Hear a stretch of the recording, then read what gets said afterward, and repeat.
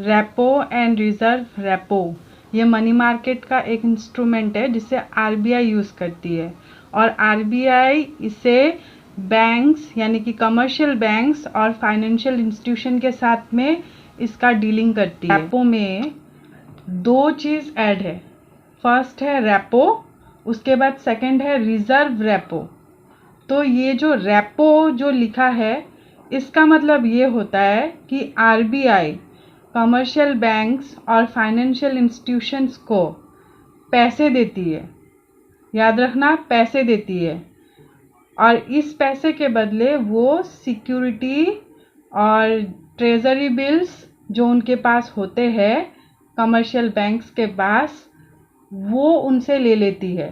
यानी कि जब कमर्शियल बैंक्स को फाइनेंशियल इंस्टीट्यूशंस को पैसों की ज़रूरत होती है तो वो रिज़र्व बैंक से पैसे मांगते हैं, पर रिज़र्व बैंक उनसे कहता है कि मैं आपको पैसे ऐसे ही नहीं दूंगा। जैसा हम कहीं पे पैसे लेने जाते हैं तो हमें उसका अच्छा खासा एक सिक्योरिटी जमा करना पड़ता है। जैसे पहले के लोग करते थे, सोना चांदी गिरवी रखते थे, घर जायदाद ज़मीन ये सब गिरवी रखते थे ना। उसी तरीके से आरबीआई कहता है कि मैं आपको पैसे दे दूंगा, लेकिन आप इसके बदले मुझे सिक्योरिटीज़ ट्रेजरी बिल्स ये सब दो, मैं उसी के ट्रस्ट पे आपको पैसा दूंगा। तब ये कमर्शियल बैंक्स और फाइनेंशियल इंस्टीट्यूशन आरबीआई से पैसे लेने के लिए अपने सिक्योरिटीज़ को ट्रेजरी बिल्स को जो गवर्नमेंटली इशूड होते हैं उनके पास जो होते हैं वो आरबीआई को दे देते हैं और उनके बदले पैसा ले लेते हैं। इस चीज़ को रेपो बोलते हैं। याद रखिएगा, जब आरबीआई से पैसे लेते हैं सिक्योरिटीज और ट्रेजरी बिल्स के एक्सचेंज में, उसको रेपो बोलते हैं। इसी का एक रिवर्स रेपो होता है। अब ये रिवर्स रेपो इसका अल्टरनेट होता है। इसको आरबीआई तब करती है जब वो देखती है कि इकोनॉमी में पैसा बहुत ज़्यादा सर्कुलेट हो रहा है। यानी कि जो आरबीआई है वो बैंक्स को कंट्रोल करती है, तो बैंक्स को कंट्रोल करने के लिए वो चेक करती रहती है टाइम टू टाइम कि पैसा कैसे सर्कुलेट हो रहा है इकोनॉमी में।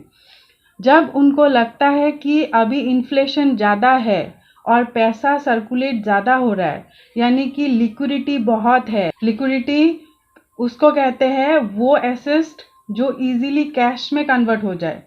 तो जब ये चीज़ आरबीआई नोटिस करती है कि इकोनॉमी में पैसा का सर्कुलेशन बहुत हो रहा है, तो इस चीज़ को रोकने के लिए वो कमर्शियल बैंक को एक लालच देती है। आरबीआई कहती है कि मेरे पास सिक्योरिटीज़ है तो आप हमसे वो सिक्योरिटीज़ ले लो, इस सिक्योरिटीज़ का आपको इंटरेस्ट मिलेगा और इन सिक्योरिटीज़ के बदले हमें पैसे दे दो।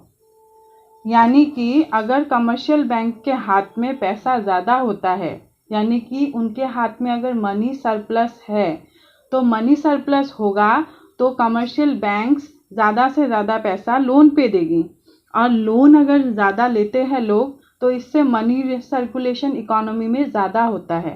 तो इस मनी सर्कुलेशन को कंट्रोल करके रखने के लिए आरबीआई अपना एक पॉलिसी चलता है। पॉलिसी के तहत वो कमर्शियल बैंक्स को बोलता है कि आप हमसे सिक्योरिटीज़ लो, इस सिक्योरिटीज़ के बदले आपको इंटरेस्ट रेट मिलेगा और आप सिक्योरिटीज़ के बदले हमें पैसे दे दो।